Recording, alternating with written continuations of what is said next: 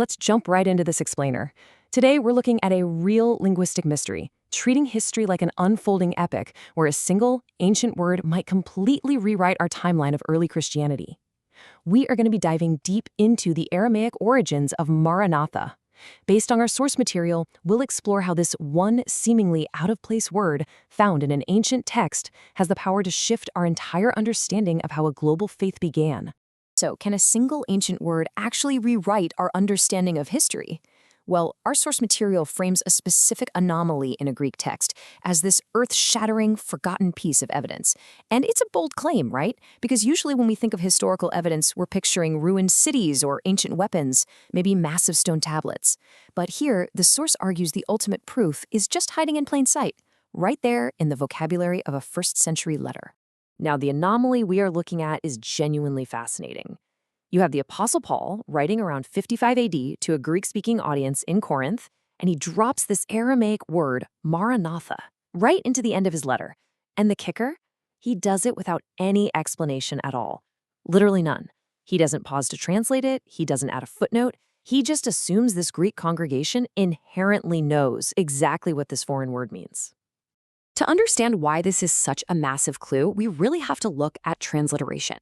See, Paul didn't translate the Aramaic word into a Greek equivalent. Instead, he transliterated it.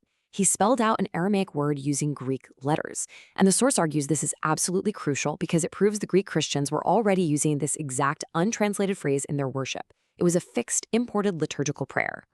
And when you look at the timeline, it creates this incredibly tight historical window. You've got the crucifixion of Jesus around 33 AD, and then Paul writing to the Greeks in 55 AD. We are talking about a gap of less than 20 years. If a Greek-speaking assembly is comfortably using an imported Aramaic prayer by 55 AD, well, it proves the word Maranatha had to predate Paul's letters by a significant margin. Let's move into our first major section here, translating a linguistic clue and tracing those origins to Palestine. The source lays out a pretty logical sequence for the journey of this word. Step 1, you have Jesus ministering exclusively to Aramaic-speaking Jews in first-century Palestine. Step 2, it's those very first monotheistic Jewish followers who originated the phrase Maranatha in their native tongue. And finally, step 3, as the movement spread, Greek converts adopted the phrase directly from those Jewish founders. So the linguistic arrow points straight back to Jerusalem. Okay, so what does this phrase actually mean? Translated, Maranatha is a direct prayer to Jesus meaning, "O Lord, come," or "Our Lord has come." It's an active petition for his return. And that brings us to a huge historical puzzle. Why on earth is a Jewish Aramaic-speaking community crying out to a recently deceased man, calling him Lord, and praying for his return from heaven? That takes us to our next section, Scholarship and Ancient Scrolls, focusing on the evidence from Joseph Fitzmyer.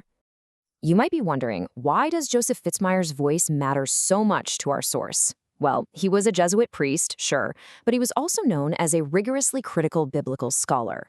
He approached the texts using strict historical methods. Because of that, his conclusions are widely respected across the board by secular, agnostic, and religious historians alike.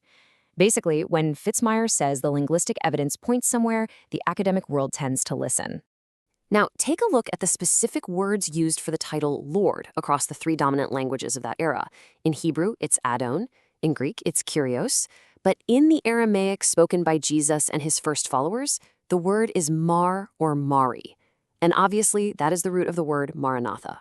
According to the source's analysis of Fitzmyer's work, this quote right here is essentially the smoking gun. Fitzmyer concluded that the absolute use of the Greek word Kyrios, or Lord, for Jesus didn't actually start with the Greeks.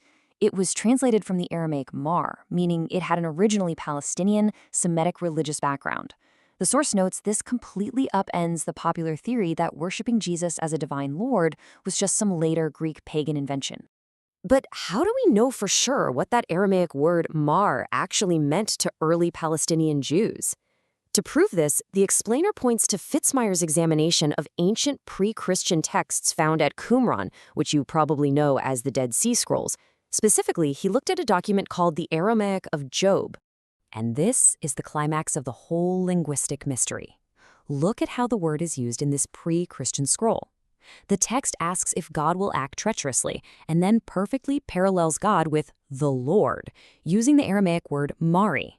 The source points out that in these Jewish texts, the word mar or mari was explicitly used as a substitute for Yahweh, the God of Israel. It was a fiercely guarded divine title. Which leads us to the final section, implications for early Christianity, and what looks like a total revolution in Palestine. Think about the cultural contrast here. If you were a Greek in the ancient world, calling someone Lord, Kyrios, was super common. It could mean a human master, a pagan deity, or even just a ruler.